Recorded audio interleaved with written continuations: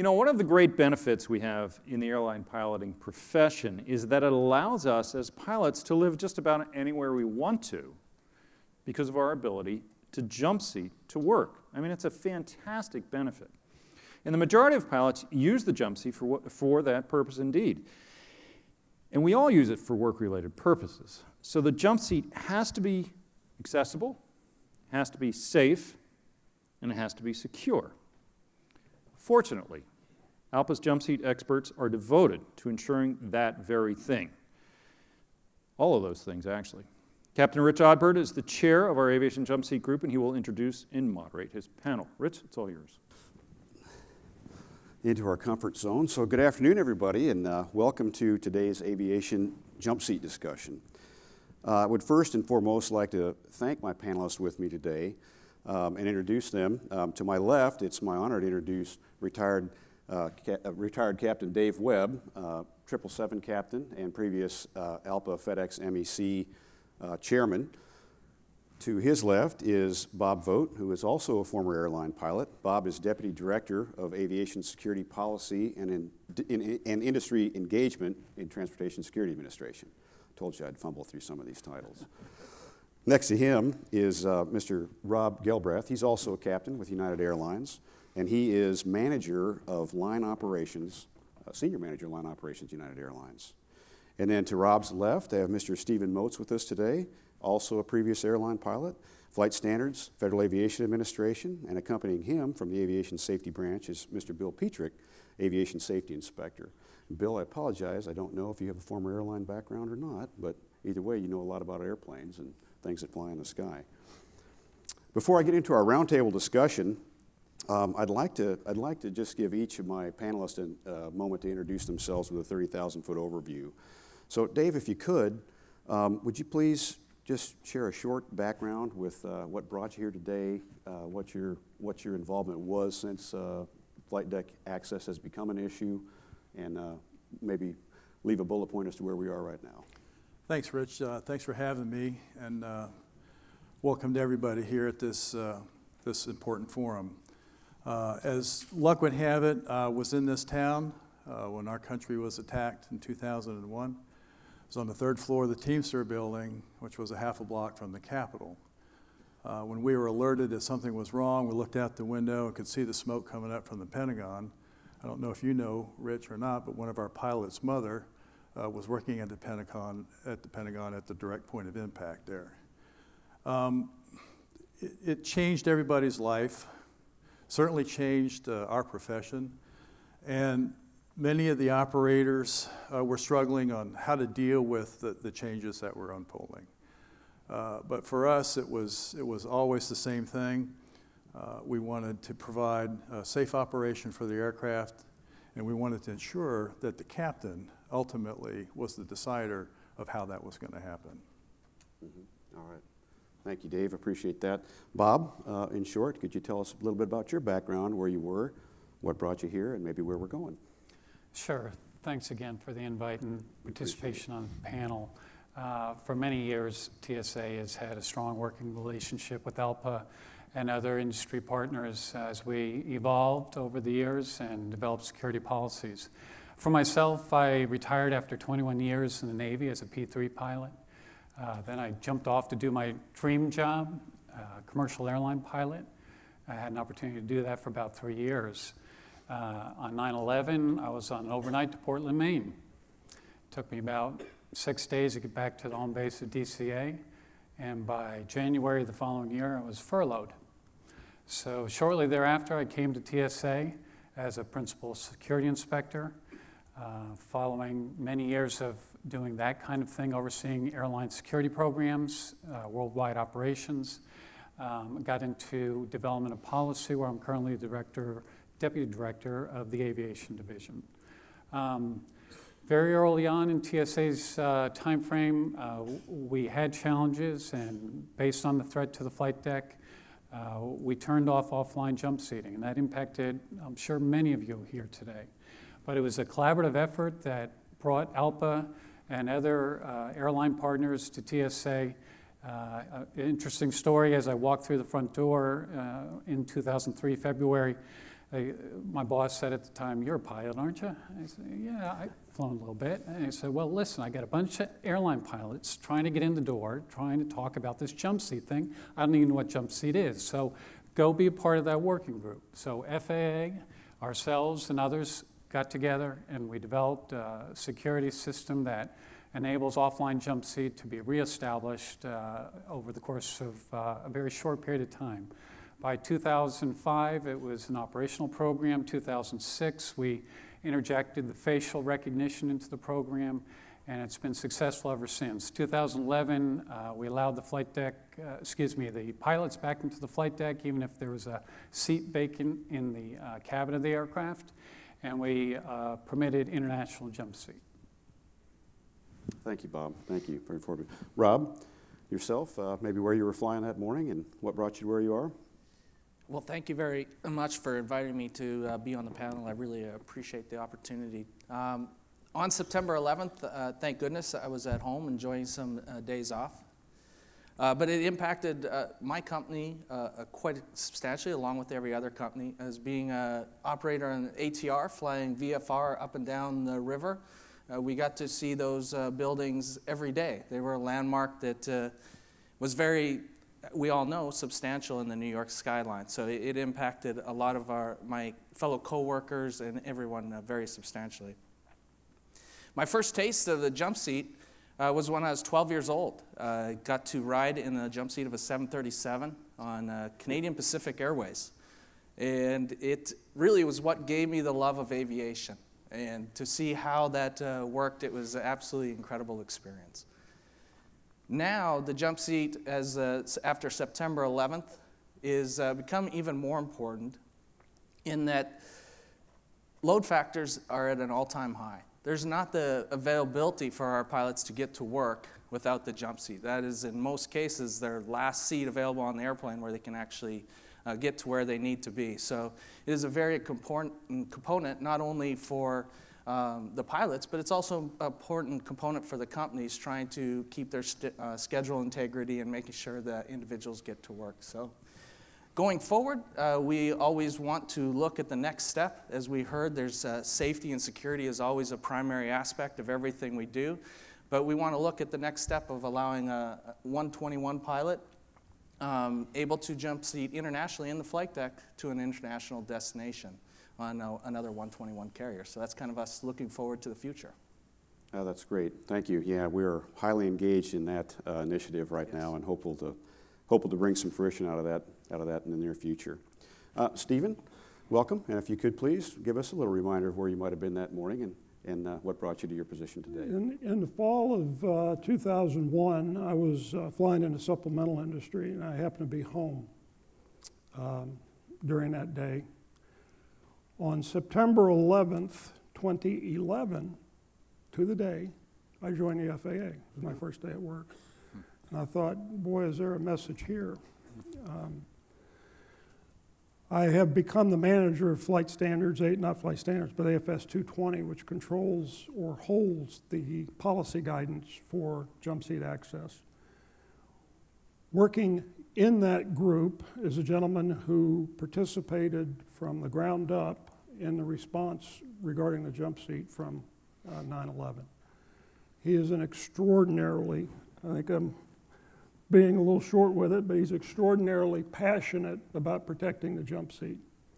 And I have learned a great deal from him about the importance of the Jumpseat, what it means. The other thing I've learned, it's the most desired seat in the world. We deal with all kinds of angles, ramifications, requests on a continuing basis that I never really thought existed. But we're constantly, in our mind, protecting that Jumpseat. That's it. Yeah, that was great. I'll be sure to throw a thanks to our partner there as well before we get finished with the day. He has been quite influential and helpful to all of us here. So, Bill, if you could follow on right there with Steve and pick up where he left off. Yeah, so Bill Petrak, and my primary function at the FAA is to be a liaison for the Flight Standards Service to the TSA. On 9/11, I was actually flying over the Alps in a capacity in the military, where I came from. And one of the things I'd like to say this afternoon, and I hope everybody agrees with me in the room, is the flight deck is secure. And we think at the FAA that we're doing everything reasonable to keep it secure. 9/11 is coming up in a couple of weeks, and that was 17 years ago. That's a long time, and I would venture to say that you have members in this room that were probably in middle school or possibly even elementary school when 9/11 happened. And so they weren't around when the flight deck door was more of a privacy door than to keep people out. So we live in a totally different world, and I don't think a day goes by where I don't hear those words, 9/11. I mean, it was such a tragedy and such an impact on our country. But I think it's also important to talk about some of the things that have happened since 9/11 to secure that flight deck door, because those younger folks that I just mentioned, the things that we have in place right now is pretty much ops normal for them. So as Bob had mentioned, after 9/11 happened, the first thing that happened was the access was cut off from the people in the jump seat, the pilots. So the only folks that were allowed up there were the pilots flying and safety inspectors from the FAA and a few other government officials. We immediately went into a huge rulemaking process and put the hardened door in place with all the requirements for that, the peak-hole, and the communication system, secure communication system with the folks on board, the crew. From there, we changed airworthiness standards. We added a protection of the flight deck, which is a really big deal. We wrote regulation to make sure that when you look outside the door, that the deck is secure outside before the door is opened. We changed the regulations on opening the door and strengthened that process. And then later on, the pilots, the CAS system came up. The pilots were allowed on board. And, as flying passengers and crew members, there's a lot of other things that have happened. You look at the TSA screening that takes place now compared to prior to 9/11.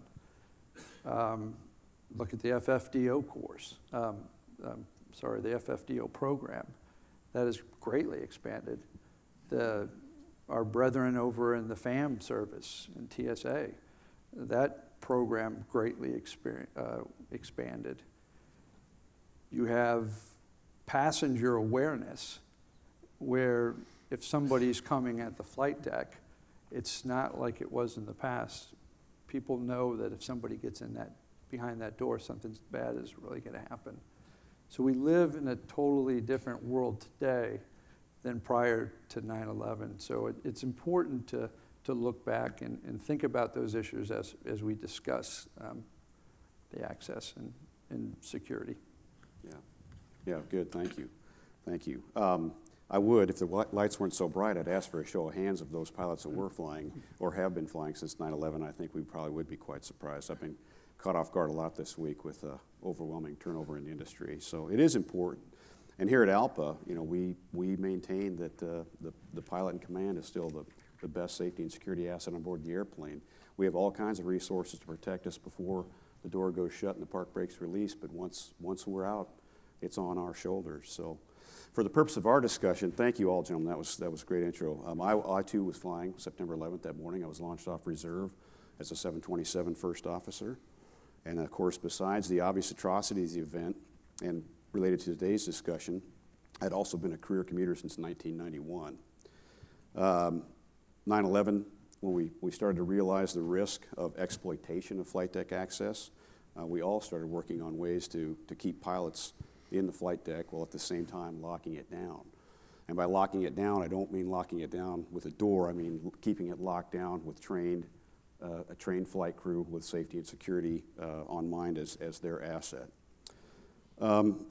We'd always been the role model in the past as far as an association, and we continue to try and stay the preeminent leader in this discussion because it's impossible to tie all the regulators, all the operators' manuals, all the different associations together, yet we share this access across the entire industry.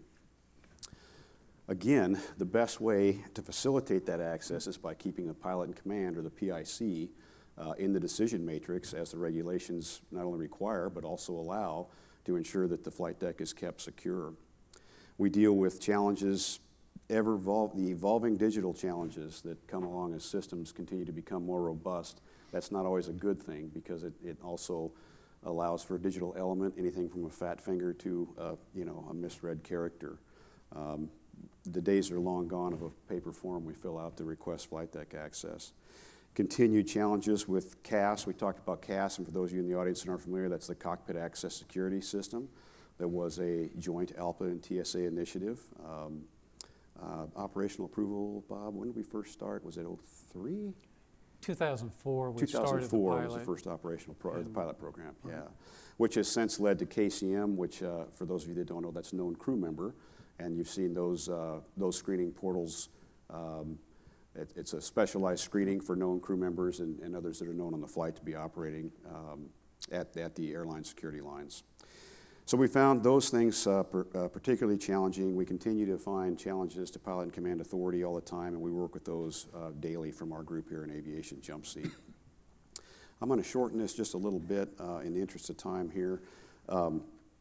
So Bob, I would like to circle back to you. It was a good segue.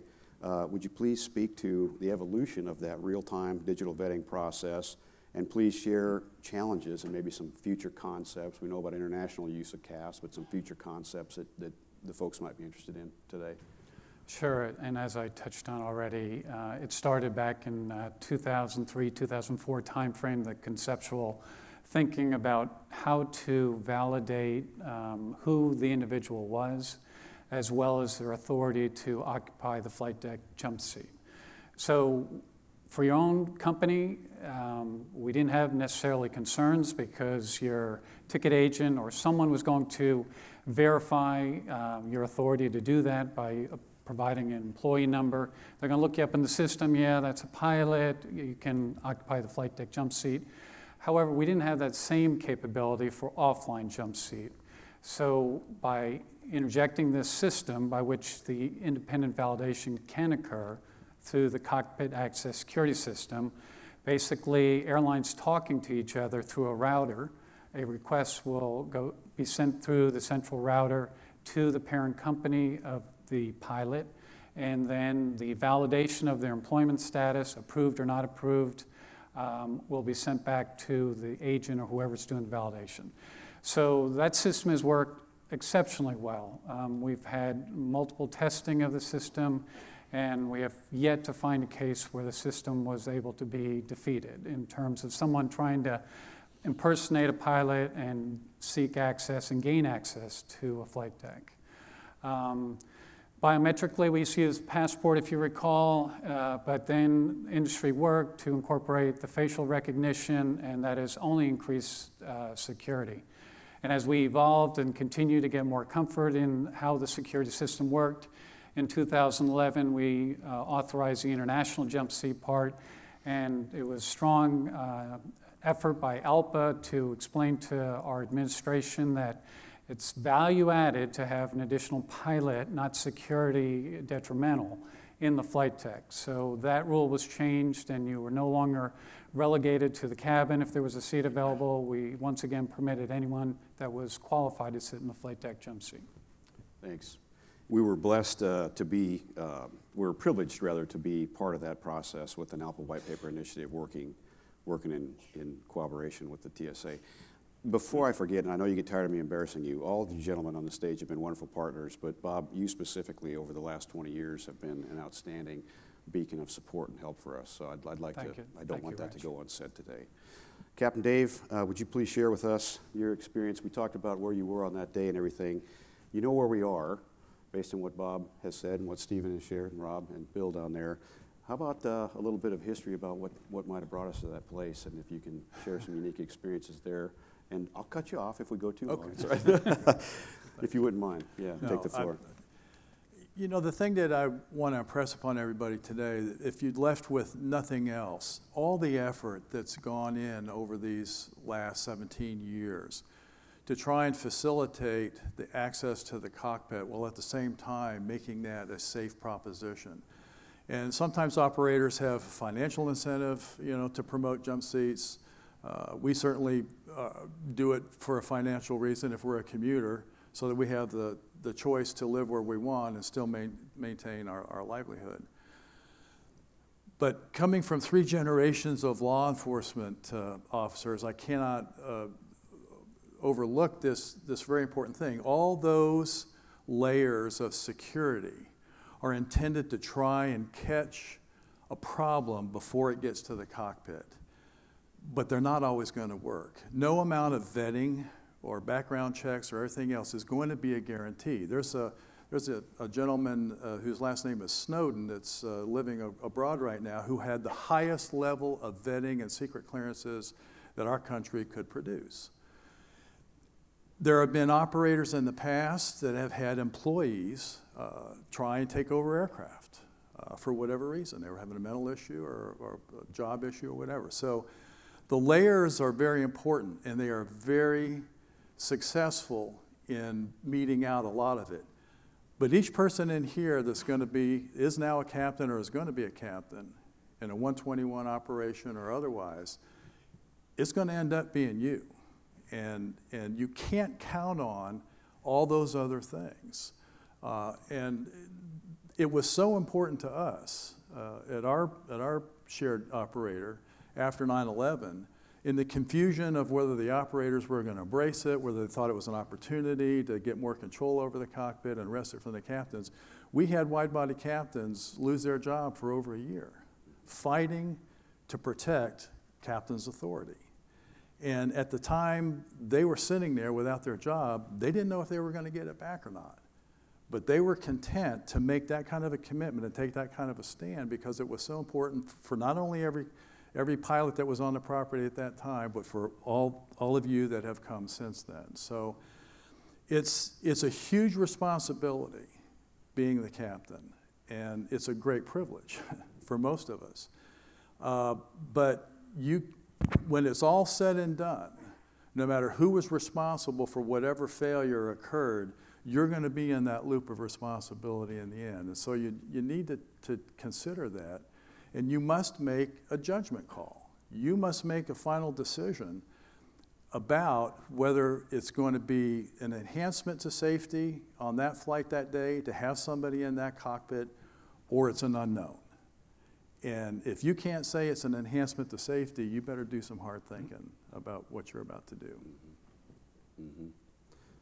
Bob, I'm going to get to Rob in just a minute, but I saw you nod on a couple things that I know you've dealt with. Briefly, how about that responsibility, and if that has not been applied appropriately?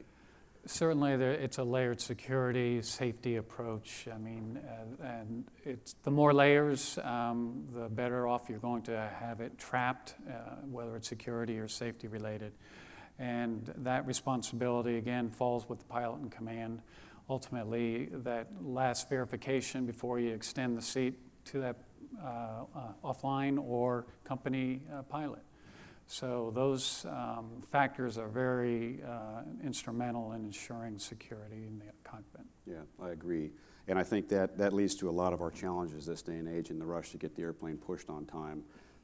We work really hard in my group to ensure that's. In fact, I'll read that when we finish today. I'll read our mission statement, and that is our #1 mission. So, Rob, listening to Dave and Bob here, knowing the access systems, and I know you can't share everything about them, but I mean, how does that play into your captain's authority over at United, and how can we best apply these advanced options to continue doing what we would like to do and what behooves the operators well to have pilots all over the world at any time? Well, I think the most important thing to remember, and Bob stated this very well, is at United and most major airlines, they have automated the process to do the cash checks. They process it and they spit out in a form. That does not relieve the final authority of the captain to do the due diligence. We see this everywhere, not even just in Jumpseats, but just automation in general. As we move to a more digital world, moving manuals to digital platforms and or automated flight controls, where it's very easy for the crew to get out of the loop of what's happening, either the aircraft or your flight. And this is the very same with the Jumpseat. So the tools are there to help, but the final authority does rest with the captain.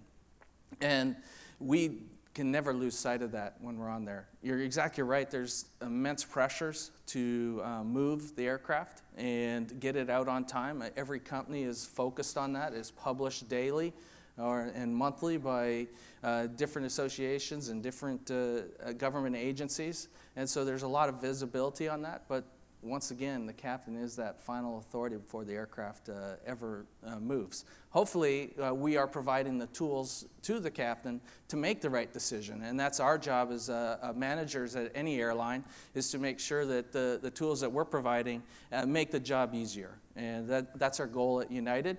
And we're going to continue that as we go down the road to looking at expanding the program. That it's intuitive, it's easy, and it provides the data and the platform that the captain can make the best decision to who's sitting in that flight deck. Right. Thank you, Rob. And also thanks again, because you've been engaged in this with us. It's always about resolving problems and moving forward into positive action, and that's what we do here again, so we appreciate your support there.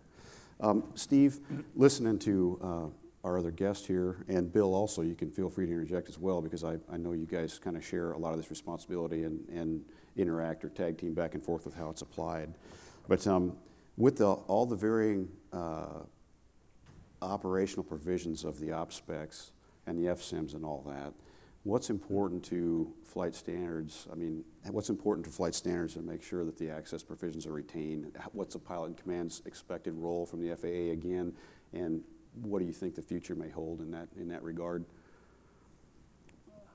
The future of, help me out there, the future of... Well, you know, I haven't seen a change in the FAR since 2002.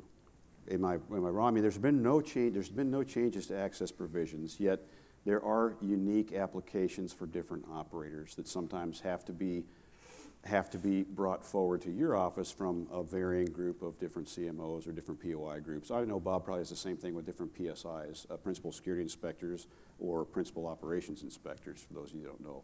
So you have to allow some variance, correct? Okay. Yeah.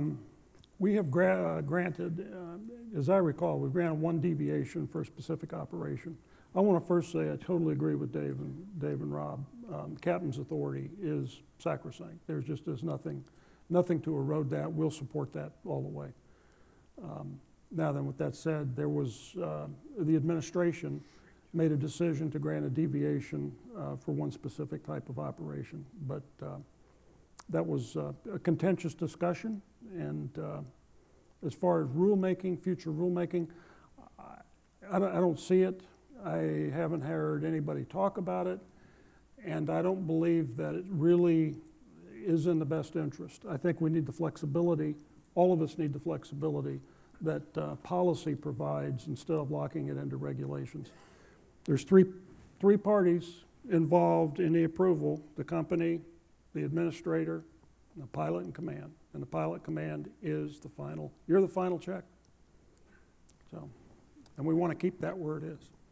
Yeah, thank you. I appreciate that, Stephen. And I know the wording, again, it's clear. When you see things like strictly and narrowly, the administrator's clear about what the expectations are. So it's about, sometimes we get challenged with keeping things in check, because again, something as simple as an electronic push of a document can sometimes alter what the intent was of the application of the regulation. Bill, I know you're out there on the line observing, often observing how these applications are applied. I know overwhelmingly, of course everything's good when you're watching, but what are some things maybe you could share about? Has there been any hiccups you've discovered? Is there something, and I know we don't want to get into SSI here, just in general terms, is there anything you might have seen or anything that's come back from your office to say, hey, this might be a better way?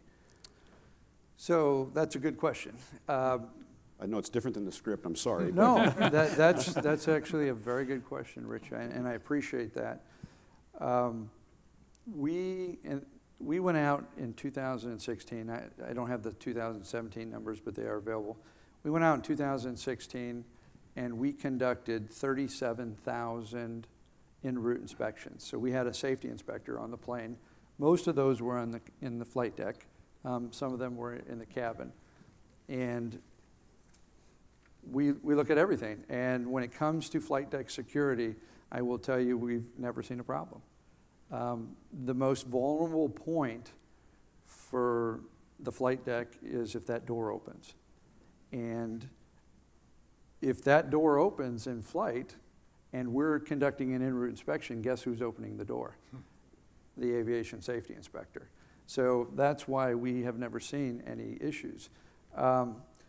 We do get reports on occasion that the door is left open for longer than a few seconds to do the transition, whether you're using it for a bio break or passing meals back and forth. But that's your most vulnerable point. And so we would like to make a pitch to all the pilots and crew members out there, the flight attendants, that to be vigilant. We understand 9/11 was 17 years ago, but you need to be vigilant when that door opens. You need to act like somebody's going to attack the flight deck every time you open it. And if you have that mindset when that door opens, that door will continue to be secure, and we shouldn't have any problems in the future. Yeah, thank you. Thank you. In the course, before I open it up to questions or anything else or start to summarize, anybody spark a question among the panelists? Did anybody come up with did you trigger a response there, anybody? Rob, I thought you were going to jump in there and say something. Yeah, I want to make sure that everybody understands we've done a lot of work with the TSA, the FAA, ALPA.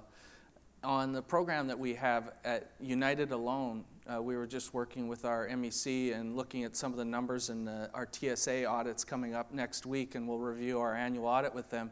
But we processed 50,000 jump seaters in less than 3 months. So the system is working right now. It's working very well, and we want to continue that moving forward, because 50,000 different pilots accessing the flight deck, that's a huge amount of people able to get home, go to work, and provide that extra crew member in the event something does happen, or the last line of defense if someone's trying to get in the flight deck. So it's a hugely important issue, and we would like to continue to make sure that everybody's aware of all the work that we've done to make this successful. Yeah, it is, and it's a lot of work. And I have to also admit there, I just saw a KCM metric report recently where KCM's about ready to hit 100 million access requests. That is significant. What that has done for the resources of security protocols, again, to remind everybody, known crew member it's an expedited screening process based on risk. It's not a way around a screening checkpoint. Hugely successful. Okay, so we got that set up, and before I let them go, I want to run back to international use of CAPS, because I know all my guys and gals that are here are interested in that. Technical ability, technical writing. Bob, just real quick, can you speak to, I don't have CBP up here, and I don't want to get into a long discussion on it, but I mean, you know, knowing how Rob is trying to interface the problem and how the varying airlines have all these varying applications, you know, how is that going to be streamlined for the near future use? So I think the application can be used, but unfortunately when you fly internationally, there are additional security requirements. And should those requirements not be met and someone is in a flight deck that we can't identify or verify, you know, that's going to be a problem, certainly coming from an international location back to the United States. So I believe that's the challenge for those that are operating and trying to come up with solutions. How can you ensure that everyone that's granted access not only can be verified via CAS, but also they can ensure that those other security measures are also being complied with? Yeah, thanks. And I'd also like to remind everybody, it's not just about living where you want to live. We have families, we have lives. We've been victims of merger, acquisition, buyout, collapse, and we're also still maintaining a presence globally at all times. So, I mean, the boundaries are down. The ocean is just a hop. We're only 4 hours from a nap. We always kid about that. But anyway, thank you, gentlemen. Yes, Stephen, please. I just want to say one more thing. While we are firm in things we do, we also don't want to become calcified. We're always looking for a better way to do things. Ideas come from this group up here, from you. We're always open and looking for a better way to process and a better way to ensure cockpit security. So that discussion never ends. That's good. Thank you. We appreciate that. Dave, oh, yeah, I'm sorry. I was just going to add on as well that the programs that we're talking about right now, the security programs, really they're fragile. And it's really a testament to all of you out there that participate in these programs, the success over time that has proven that we don't have to think about it or worry about it necessarily, because you're doing what you're supposed to be doing, the system's doing what it's supposed to be doing, and we have better security across the board. But I can tell you, should we have a trend, downtrend in some compliance aspect of the program, either one, there'll be more visibility on it, and concern certainly will be raised. And maybe not the historical perspective of how we got here today, but new people in the administration. We have much turnover. We have a new administration. People are learning as they go. And we want to make sure that all the tools are in place, again, to ensure the robust security system, especially as it relates to the flight deck. Mm-hmm. Thank you. Thank you. Dave, you had a remark? Yeah, Rich, I just wanted to also bring up a point. As much progress has been made, and it's been significant amount of progress, especially when it comes to hardening the cockpit and all the protocols go in that. There are still, and many people in here may not be aware of it, there are still some pretty significant holes in it as related to the cargo industry. Some of the cargo carriers didn't have even the privacy door installed on any of their aircraft prior to 9/11. And since 9/11, even new aircraft like the 777 and the 767 that have been purchased in the cargo configuration for operational and financial reasons don't have cockpit doors at all. So you're not even talking about hardening those doors. So there's still work to be done, and I know you're heavily involved in this, but if you don't have an aircraft with a cockpit door, as far as the FAA is concerned, the entire aircraft is covered under 121.547 for any additional passengers that are carried. And it presents a unique set of circumstances that we still feel have some significant problems with them. Right. And I think it'll always be a work in process or work in progress as technologies change again, and even as aircraft change. Carriers are vetted through an aircraft operator standard security protocol, and they have variations for those different types of operations. But you never know what's going to be thrown at the industry next. So I think this group actively works as best they can over as much time as it takes probably to make sure everyone's taken care of. Yeah. Bill, do you have any final comments before we go to questions down there? Bill or Steve? No, sir. Okay, good. Rob, anything?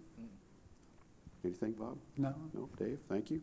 I appreciate it, gentlemen. Thank you very much. I want to just remind everybody before we go to questions what our mission statement is in ASO Aviation Jumpseat here at ALPA.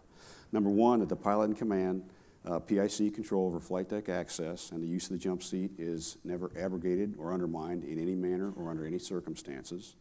Number two, flight deck jump seats are made available to all individuals authorized to use them in accordance with the pilot in command approval and federal requirements. And three, that appropriate procedures, equipment, and training are used to protect the safety and security of the flight deck and jump seat.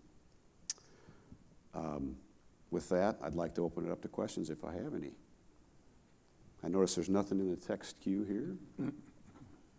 Means we answered everybody. That's terrific. There you go. Yes, sir? David Rowe, First Officer, Detroit on the 350. Is there any time frame for opening up the jump seat again to air traffic controllers for the observer program and ride-alongs? Well, there is an air traffic controller program in place. Would that be in either one of you gentlemen's wheelhouse, or would you want to? Not mine. answer. Briefly, it's certainly not my expertise either, but there is a program in place that was also part of an ALPA initiative. We worked with NATCA and the air traffic controllers in fairly recent history to reestablish that as a safety observation protocol. So if your particular airline is not participating, there may be a way for you to work that out through your company operations. I don't know if that question was from ATC or from, you said it was a first officer. Yeah. Mm-hmm. Yes, sir. Thank you. Hey, Rich. Thanks for the fine work. My name is Brian Lesk. I'm the chairman for the Aircraft Design Operating Group. And, you know, I've been commuting now for 13 years of my airline career because I'm too stupid to figure out how to live in base. But that said, you know, it's interesting that this is indeed a privilege, not a right. And I can't tell you how many times I've been in a flight deck and I feel that I always walk down with my ID, my certificate, and my medical. And there's been, everybody in this room has seen it. Oh, well, if you can get through the gate agent, it's good enough for me. And I think there are some incredible people in this room, but some of our captains have been, you know, when 9/11 happened 17 years ago, they were 10. And it might be a bit of a complacency. What are your thoughts on how to mitigate that to make sure that credentials are verified, that the certificate, the medical was valid, that type of stuff? What are your thoughts? Everybody in the room has seen this. Has everybody had their IDs and medicals checked every single time they're in the flight deck? Just a thought, but you know, keep up the fine work because you guys are doing a great job. So thanks for that. Thank you. No, I appreciate the question. And it's not just a thought. That is, in fact, what my group does every day, and that is why the ASO brought Jumpseat back into a fourth standing pillar of the organization. We deal with that every day, and it's we've hosted initiatives such as No Pilot Left Behind and Make the Walk. It's hard to tell a captain to make the walk when they're 3 legs behind and 2 hours for their next meal. You know, it gets challenging sometimes, but that is, we expect, you know, to practice what we preach, and we have several initiatives out there. In fact, we just circulated a new Jumpseat guide here on Monday and Tuesday, which is also available for download. If you'd like to supply that and spread it among your users groups, we'd appreciate that. We also direct you to jumpseatinfo.org, where we've got all kinds of protocol regulatory components as well available for new hires in dock, even the old salty hats that get a little complacent. Yeah, it's true. Yeah. Can I say one more thing? Yes, please, Rob. Yeah, I'm sorry. I'm sorry, gentlemen. Rich Feel free to jump in anytime. Yeah, no worries. Wow. He missed one important component. Just today, we got to view the video that's on your website. It's a fantastic chance to listen to Rich talk for a few minutes. But in all honesty, it's a great video. And I know at United, we are going to try and work that into our new hire training because to that pilot's point, that is something, anytime you get further and further away from a major event, it becomes a little further and further back in your mind some of the steps that are just as important today as they were, you know, 16 years ago. But we at United definitely want to remind our pilots, and great job on producing that video. It's very nice. Thank you, appreciate that. And for the record, it was sheer happenstance that it was my audio, but I'd like to thank Sharon in our ALPA Communications for her assistance with that video. Yeah, I see there's a text question available. If I could hold the mic just a minute there. Okay, Rich, here's your first text question. Can you briefly address where we are with CAS in Canada? Good question. I can tell you where we haven't been is having a Canadian subject matter expert in the ASO, but I'm happy to announce that as a BOD directive was fulfilled this year, we named our first Canadian expert to the ASO Jumpseat group. So we're working with them as they speak. The rules for Transport Canada have recently been changed, and there's an opportunity there to bring some of the great privileges that we have down here to our brothers and sisters north of the border. It's a work in progress. Thank you. Good question. Still text in the queue, but there's a gentleman at the mic, please, I think. Okay, yep.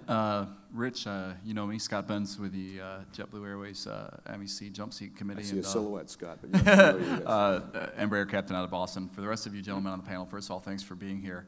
And I had some trouble with the queue, so if my question comes up in the queue, ignore it later. Okay. Just touching on the previous gentleman at the mic, I'd like to just really, I can't emphasize enough to the other flight deck crew members in this room here. The gate agent and CAS are not the last line of defense. And what my question is speaking to is we've had known instances of maybe some of the smaller operators and things like that.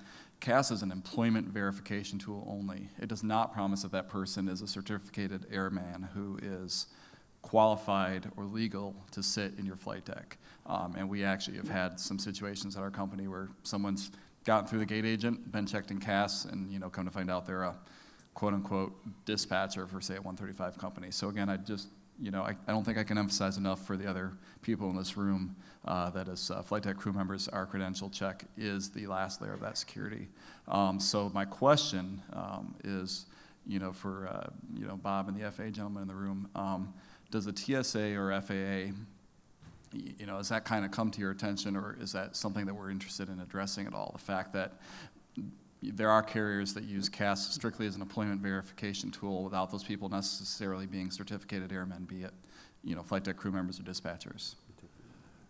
So probably need your name, your number. So contrary to your belief, actually the CAS verification does include only those authorized to occupy the flight deck jump seat. So if you got a verification for a mechanic or someone else that's not authorized, there's a problem with the database, and we need to know it. And that's why we conduct audits, why we conduct inspections, why we require the airline to conduct their own internal audits. So you may only include people in that database that have authority to occupy the flight deck.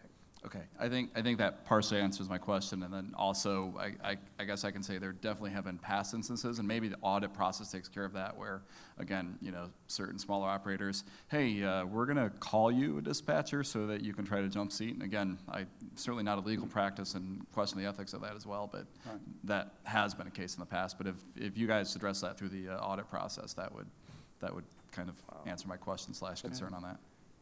Thanks, gentlemen. They've partnered in that a lot, Scott. Thanks. And it's a good thing everybody's not a threat, but there are threats out there, and that's what's being lost in.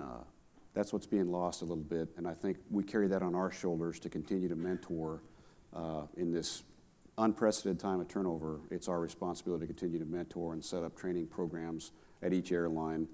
In fact, I believe, and I don't want to go too far off here, I think there is a pending requirement for airlines to have mentor programs in place from the governing agencies. So maybe that can be incorporated in that. Again, that's what we do every day in ASO Jumpseat, is try to push that. I know you've heard it from me more than you'd like to, but anyway, it does happen. I have a gentleman at the microphone, please, and I see there's also text questions available. Anybody else have a comment on the vetting or the database procedures before I move off of that? Okay. I think you gentlemen made it clear as who's responsible, and that's where we are. Yeah. Hey, Rich. Hey, Preston Green. Hi, Preston. Hi. Captain for FedEx. And my text may show up, but I wanted to make sure it got in. You talked about, Dave, you mentioned about airplanes, particularly cargo, that didn't have IRCDs. And I wanted to throw this out to the committee here, the group, as to if we're going to run with airplanes potentially not being able to get those IRCDs on, will there ever be a possibility that we'll get an all-cargo common strategy that will then help close the gap between that process of getting them in and having a complete fleet of IRCDs? I know there was an all-cargo common strategy in the works. I can't speak to the exact status of that right now, Preston. I'm sure there's other people in the room that might be able to, but does anybody have any specific information on that?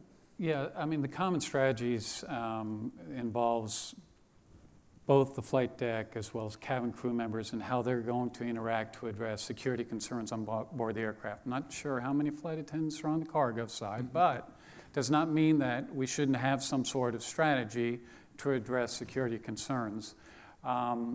You know, FFDOs, Federal Flight Deck Officers, they're authorized and are piloting all cargo aircraft that serves as a deterrent. And we certainly are addressing at TSA a number of security-related matters affecting the all cargo operations. Yeah, will that ever be potentially something that'll be produced and put out, or is it going to be integrated in, if you can expand on that, to what our current one is? Sure. So Common Strategies is a joint document that we have partnered with the FAA to develop, and you know, specific to a level of effort that is addressing any change to that right now related to the cargo community. There is nothing underway, but as we've heard on the panel, please provide your suggestions, areas that we can improve, both safety as well as security. We're wide open to any suggestion. Yeah, and we have provided that to you, but we'd love to re-engage with you if it's possible. Perfect. All right, thanks a lot. Thank you, Preston. Anything to add from the FAA on that, on the common strategy? I know there's definitely some issues there. Okay, or it might be. No. Yeah, Dave, did you have a comment? Well, I just wanted to throw out there too, as long as that, because the FFDO is one of the most incredible resources as part of that final link in the chain to prevent another incident. But talking about these all-cargo operations and the newer aircraft that were taken intentionally, built in, delivered with input from the operators, to not have any cockpit door, much less an IRCD. Most of those wide bodies are being used internationally, which excludes the potential of having an FFDO on there, because you can't take the weapon internationally. There's no provisions for that. So I really think further aggressive work on the all-cargo strategy and the unique nature of all-cargo operations in view of the decisions that have made that may not be able to be overcome. We can't just say, well, we can't put a cockpit, an IRCD on a 777, right, so we did the best we could. That needs to be addressed, and other procedures or policies or protocols, whatever it takes to make sure that the all-cargo operations are living up to the same standards that every passenger and every pilot that's on a 121 passenger carrier expects when they go to work. Right. And there are some SSI issues involved there, but I think there is always a game plan and an action plan there. Anything to add to that there, Bob? No, yeah. Perfectly stated. Yep. Thank you, Dave. Appreciate that. Text queue. I have a question there. Yeah. Hey, Captain Joe DePete, First Vice President, National Safety Coordinator. Thank you all for coming. I host this event, and Dave, thank you for bringing up a subject that you know is near and dear to my heart. The FFDO issue on airplanes without hardened cockpit doors, there is no reactionary gap, all right? We're carrying, and many of the cargo carriers are carrying possibly animal handlers that may or may not be U.S. citizens. Uncertain about the vetting process that goes on with that, never been very clear. Without the guidance of the AOSSP, we're kind of in the dark. I think you all know up there on the podium that we've come to the regulators for help. All right, and we're still waiting for some help on this issue. So I really appreciate the focus that you're taking on this. It's a very serious issue. I just want to be able to look in a post 9/11 world, right, where we have this kind of existential threat out there, that I can look my pilots in the eye and know that we've done everything we can to help mitigate the risk.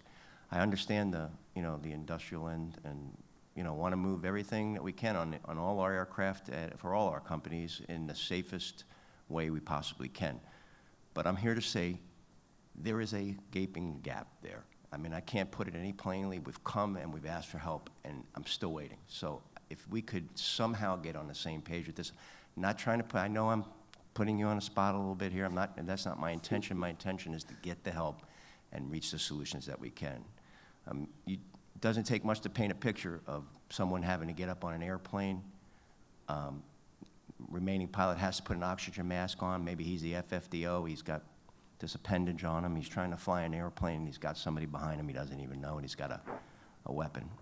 We're not even sure. I'm not even sure what the I'm not an FFDO, but the pre-briefings that take place, there's no quiet area for that briefing to take place without everybody in the cockpit hearing it. And I realize that we have 121.547, but putting that, in cargo, we've already put separate safety requirements on the back of a captain in cargo. We're putting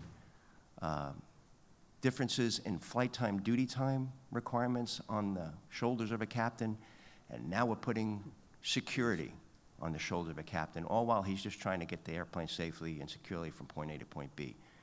I can't put it any more plainly, we need your help. So, thank you. Thank you, Joe. That's a good remark. I appreciate that.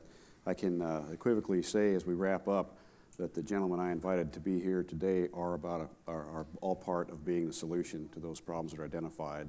And I know everything cannot be solved with one wave of the wand, but there is a lot of works in progress to protect us.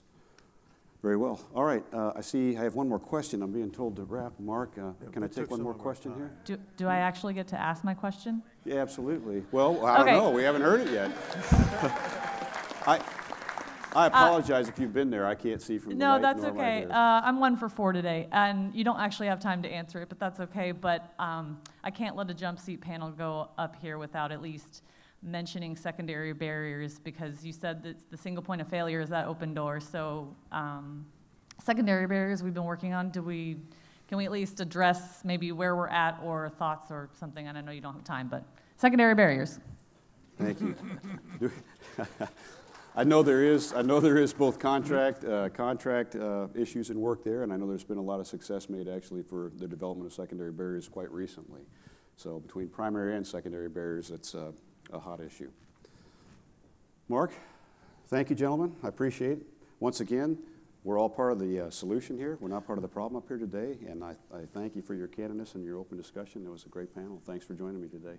Thanks, Rich. Thanks, Mark. Back to Mark.